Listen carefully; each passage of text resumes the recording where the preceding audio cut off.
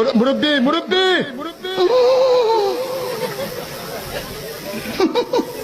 মাহফিলে আমি একজন মুরব্বী মানে বয়স্ক মানুষ মাহফিল থেকে বের হয়ে যাচ্ছিল, তো এটা আমি কখনো অ্যালাউ করি না যে আমি যতক্ষণ আলোচনা করব সবাই থাকতে হবে, একজনে যেতে পারবে না, কারণ আমার বিক্ষিপ্ত কথা তার কাছে বিক্ষিপ্ত একটা মেসেজ যাবে, কিন্তু আমার পুরোটা আলোচনার ভিতরে কিন্তু একটা মূল থিম থাকে।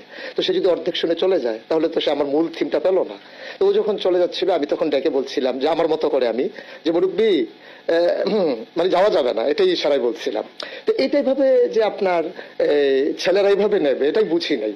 তো এটার ভিতরে ওরা একটা আনন্দ খুঁজে পেয়েছে, এবং সরকারের বদল হওয়ার কারণে এখন যে সমস্ত মানুষগুলো মুরব্বীর কাতারে ছিল যারা যখন পালিয়ে যাচ্ছে সেখানে ওই কথাটা চলে যায়, এটা যায় প্রসঙ্গক্রমেই যায়।